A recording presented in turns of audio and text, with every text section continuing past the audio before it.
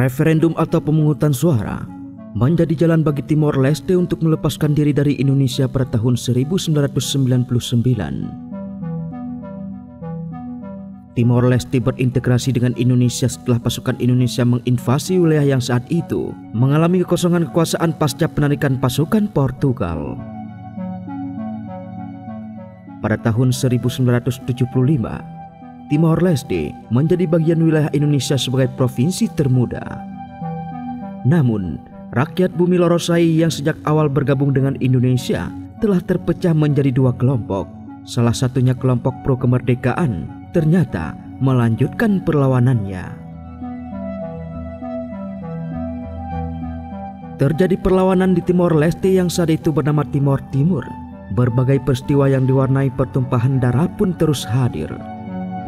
Puncaknya adalah tragedi Santa Cruz yang kemudian membuat dunia internasional memberikan perhatiannya ke wilayah Indonesia tersebut. Perserikatan bangsa-bangsa pun turun tangan hingga referendum Timor Timur digelar.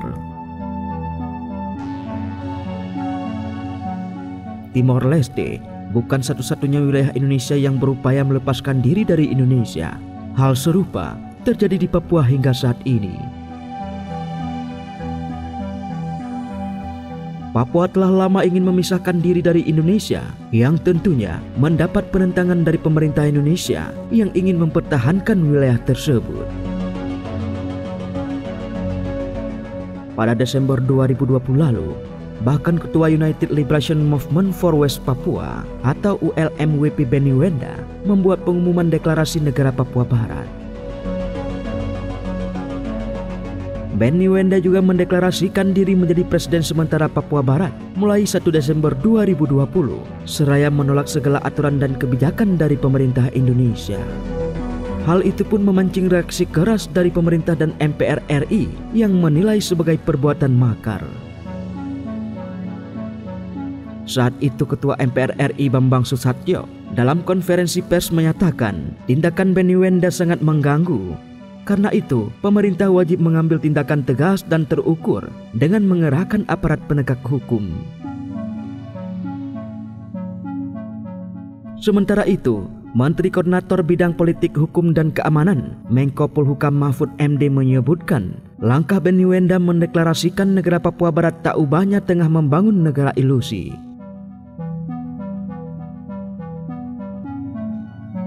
Menurut kami, Benny Wenda ini membuat negara ilusi, negara yang tidak ada dalam faktanya, begitu kata Mahfud MD. Menurutnya, deklarasi berdirinya negara yang diprakarsai Benny Wenda tak memenuhi syarat. Ada beberapa hal yang disebut-sebut menjadi alasan Papua ingin melepaskan diri dari Indonesia, baik karena faktor ekonomi, politik maupun sejarah. Salah satunya karena orang Papua merasa dirugikan karena arus imigran yang rutin dalam beberapa dekade terakhir dari daerah Indonesia terpadat. Selain itu, orang Papua juga merasa memiliki hubungan budaya yang lebih kuat dengan negara tetangga, yakni Papua Nugini dan negara-negara lain di Timor Pasifik.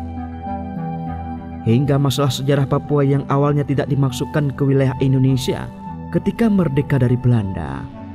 Terkait keinginan rakyat Papua yang ingin merdeka dari Indonesia, ternyata pernah ada pembahasan tentang referendum seperti yang didapatkan Timor Leste.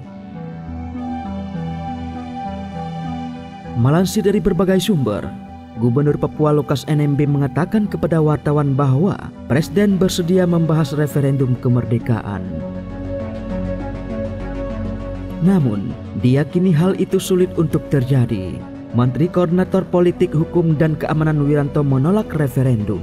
Sosok mantan jenderal militer yang merupakan tokoh kunci dalam peristiwa-peristiwa menjelang referendum kemerdekaan Timor Timur pada tahun 1999 ini juga menentang gerakan kemerdekaan itu. Sementara Jokowi telah berbicara tentang perlunya dialog antara pendukung kemerdekaan dan pemerintah. Membiarkan referendum kemerdekaan akan menyebabkan masalah besar di Jakarta dan merusaknya secara politik pada awal masa jabatan kedua dan terakhirnya.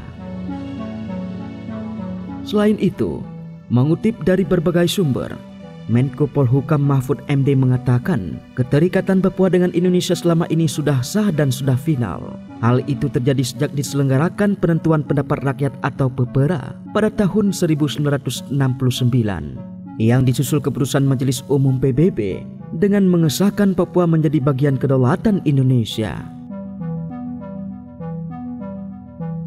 Katanya, berbeda dengan Timor Leste, Papua selama ini tidak pernah terdaftar dalam Komite Dekolonisasi PBB atau Komite 24 PBB, di mana Komite 24 PBB tersebut merupakan daftar negara-negara yang berpeluang untuk merdeka. Kalau Timor Timur memang ada, tetapi Papua tidak ada. Sejak 69 tidak masuk di Komite 24 itu, begitu ungkap Mahfud MD.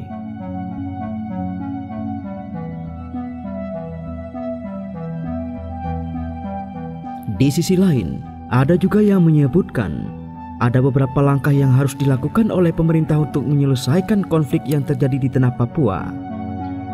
Apabila gejolak di bumi cendrawasih tak ditangani secara baik dan hati-hati, maka tak menutup kemungkinan akan bernasib seperti Timor Leste 20 tahun yang lalu.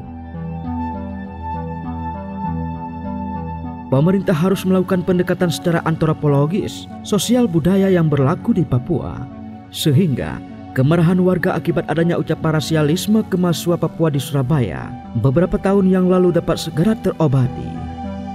Harus ada pendekatan antropologis dan sosial budaya dalam menyelesaikan masalah Papua. Mereka juga meminta pemerintah untuk aktif menjalani komunikasi dengan tokoh-tokoh adat dan agama di Papua, sebab masyarakat di sana akan manut ketika mendengar masukan dari mereka. Bahkan, diskusi dengan kelompok separatis pun perlu dilakukan agar mereka kembali ke pangkuan Ibu Pertiwi.